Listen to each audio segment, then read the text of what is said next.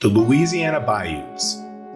Long have they been a source of myths and legends in the backdrop of American culture. These miles of treacherous marshland are home to all manner of wild beasts, not to mention other natural hazards. But beyond its common inhabitants, these wetlands are said to be home to something far more uncommon.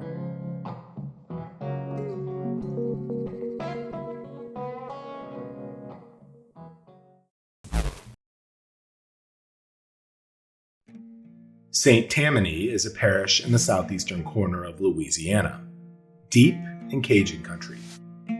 Many of its towns exist in isolated pockets, their way of life largely unchanged since the first settlers arrived centuries ago. The parish contains a large swath of marshland called Honey Island Swamp, and within this natural preserve, the locals of St Tammany believe that a monster lurks. The legend of this monster dates back to the first French colonists of the Louisiana Territory. The Catholic settlers believed that a creature lived in the swamps and woods of the New World, one they called the Rougarou. The creature was supposedly very similar to what most would identify as a werewolf. It was large, hairy, and hunted down any Catholic who broke the rules of Lent. Anyone who survived being cut by the Rougarou's claws or teeth would become one themselves. The French believed that the creature was summoned by the spells of a voodoo witch, yet it's possible that its origin actually predates this theory. The nearby Seminole tribe had similar legends descriptive of a tall, hairy creature that inhabited their swampland. Its most notable feature, however, was its unbearable stench. It purportedly smelled even fouler than the swamp, though legend suggested that one could never even catch wind of it until it was too late. As time wore on, the legend of the Rougarou evolved as Louisiana incorporated into the United States, at which point this particular creature was adorned with its more widely recognized title, after the place where it would be encountered most frequently, the Honey Island Swamp Monster. While the story remained a local legend for centuries, it wasn't until 1963 that encounters with the creature began to surface. The first of which involved a local man named Harlan Ford. Ford, an air traffic controller by trade, was also a hobbyist wildlife photographer. With a notable respect for the swamplands within which he lived, he set out one day for a leisurely trip to film birds and admire the surrounding natural beauty. So far, a fairly uneventful day. As Ford was preparing to head home, something in the distance catches his eye. Ford does a double take. Startled, he almost puts down the camera, but instead, something compels him to keep shooting. Whatever he saw comes and goes in an instant. A dark, imposing figure, unlike anything he had seen in the swamp before. Ford is lucky enough to have captured its movement through the trees with 8mm footage. The footage clearly shows a bipedal creature navigating its way through the underbrush with surprising agility. For Harlan Ford, this initial sighting would spark a lifelong fascination with this mysterious creature. He worked to socialize the story among family, friends, and throughout the parish. In 1974, Ford enlists the help of his friend Billy Mills to help him locate the monster once again. As the two men scoured the vast swamplands, they would stumble upon the body of a wild boar. Its throat had been flayed open. It was clear to Ford that this was no ordinary predatory encounter. The two men theorized that only a creature of immense strength and size would have been capable of such a wound, especially given a boar's inborn aggressive and defensive nature. Intrigued, the two searched for more evidence as to what could have been responsible for the attack. Nearby, they discovered a set of distinct footprints leading away from the body. The tracks were clearly from a bipedal animal. But unlike all known bipedals, the prints had 4 toes instead of 5, and they appeared to be reptilian.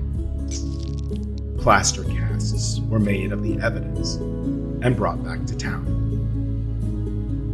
Upon their return, the two men, shaken from their discovery, shared what they had found. Their story about a mysterious, monstrous creature would soon explode across Louisiana and beyond. It is through Harlan Ford's accounts that we have the most detailed description of the Honey Island swamp monster. According to Ford, the creature stands 7 feet in height, with wide-set shoulders, and is covered from head to toe in shaggy, grayish hair. Unlike the Rougarou, however, Ford describes the monster as being ape-like in appearance. Its face, he claims, had amber eyes with decidedly human-like features. But the most notable of its attributes is its putrid stench, which is reported to be even worse than that of the swamp itself. It is through this description that the monster earned some of its enduring nicknames, including the Cajun Sasquatch and the Louisiana Wookiee. Attention and fascination surrounding this elusive creature soon spread across the entire nation. It exists as something of a curiosity, an exciting legend about the inherently fascinating Cajun country. Over the years, various sightings continue to be reported from the locals of the parish, and it was through these stories that the creature's reputation took shape. As a formidable and aggressive monster, many disappearances of both livestock and even children throughout the area would be attributed to the creature. For scientists who have weighed in on the phenomena, many have remained skeptical, pointing to evidence that such large animals could not be supported by the local ecosystem. Though skepticism has done little to quiet the public's fascination with this captivating cryptid. Although the Honey Island swamp monster is not as widely known as the more mainstream Bigfoot, there is a small yet dedicated group of enthusiasts working tirelessly to prove the creature's existence. At the forefront of these efforts is Dana Holyfield. Dana is Harlan Ford's granddaughter and has made it her mission to preserve his legacy by finding the monster. According to Holyfield, Ford was an even-tempered man, unlikely to invent such a fantastical story on a whim. Tour companies along the swamp's tributary, the Pearl River, also allow tourists to try their hand at hunting for the beast. These tours utilize the legend as an attraction and as part of their guest experience. But the question still remains: where did the Honey Island swamp monster come from? How did it ever reach such an isolated part of the country? Several theories have been circulating since the creature's first appearance.